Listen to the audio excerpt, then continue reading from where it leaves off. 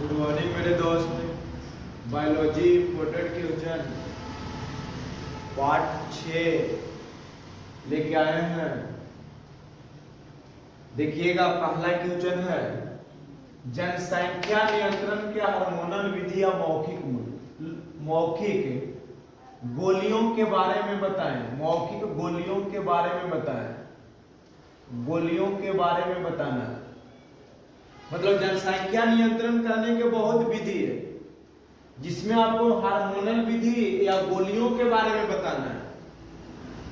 इस विधि में एस्ट्रोजन या प्रोजेस्टेरोन या दोनों के सहयोग से छोटी छोटी मौखिक गर्भ निरोधक गोलियां का निर्माण किया जाता है। मतलब एस्ट्रोजन और प्रोजेस्टेरोन दोनों को मिलाकर गोलियों का निर्माण किया जाता है। जैसे माला एन गोली, माला डी गोली का निर्माण किया जाता है। पर्ल सुविधा, ये सभी गोलियां मासिक चक्र आने के 5वें दिन से आप 21वें दिन तक करते हैं, और उसके दौरान अगर संभोग होता है, निषेचन होता है, संभोग की क्रिया होता है, तो गर्भपात नहीं हो पाएगा, गर्भ रहने के लिए नहीं रह पाएगा। ये सब गोलियों का अगर सुविधा कर लेते हैं तब। सहेली नामक दवा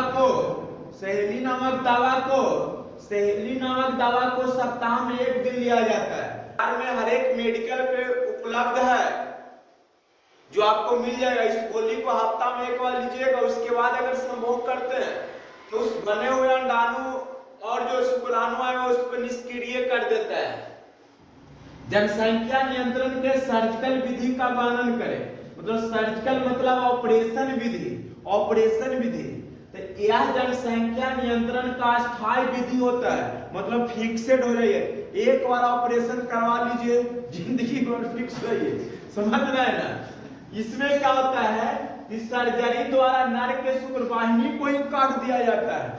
नर के शुक्रवाहिनी को काट दिया जाता है और मादा के अंडवाहिनी को काट कर, यहाँ मादा के अंडवाहिनी को काट दीजिए। ज्यादातर जानते हैं ये महिलाओं में ही नसबंदी कराया जाता है, जिसे अंडवाहिनी को काट दिया जाता है, फिर टाक दिया जाता है टाका मार के, जिससे शुक्राणु योनि में नहीं पहुंच पाता है या अंडाणु फलोपियन नलिका में नहीं पहुंच पाता है। इसे नसबंदी भी कहते हैं। नसबंदी 2 प्रकार का होता है। अगर नर में नसबंदी करिएगा तो बस्केक्टोमी कहलाता है। नर में नसबंदी बस्केक्टोमी कहलाता है। मादा के नसबंदी को ट्यूबेक्टोमी कहा जाता है। मेंडल के सफलता के कारण, पता है कि आनुवंशिकता के जनक मेंडल को कहा जाता है। मेंडल के सफलता का मुख्य कारण उन्होंने बगीचा मटर के पौधों का चयन किया था। मेंडल के सफलता का मुख्य कारण था उन्होंने बगीचा के मटर के पौधों का चयन किया था और लगातार 7 वर्षों तक उस पर प्रयोग किया था। 1856 से 1863 ईस्वी तक लगातार उन्होंने प्रयोग किया था। समय कम है इसलिए आपको उतना व्याख्या नहीं कर, खाली इंपोर्टेंट बता रहे हैं। उन्होंने अपने प्रयोग में गणितीय विधि से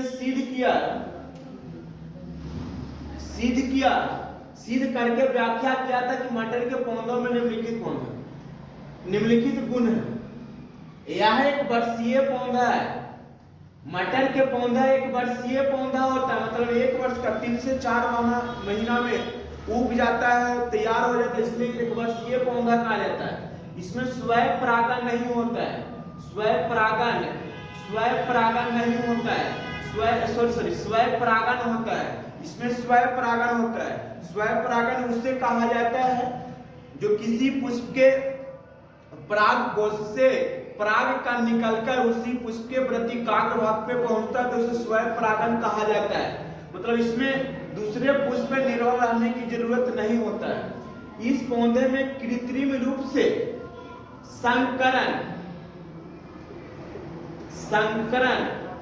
संकरण आसानी से कराई जा सकती है।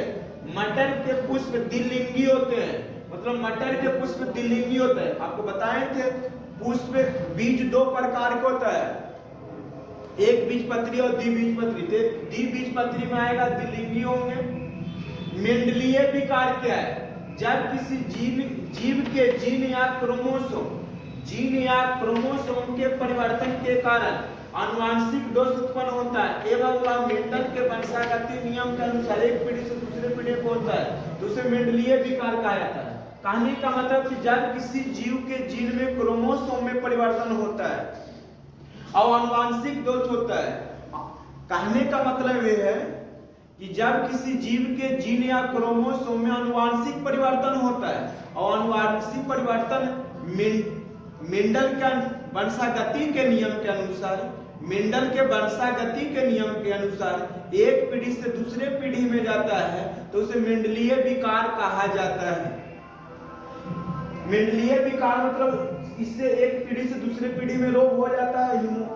हीमोफीलिया, प्रधानता रोग, सिकल सेल एनीमिया रोग, ये सभी मेंडलीय विकार से उत्पन्न होने वाला रोग है जो एक पीढ़ी से दूसरे पीढ़ी में लग जाता है। यह वीडियो कैसा लगा कमेंट बॉक्स में बताइएगा। जय हिंद।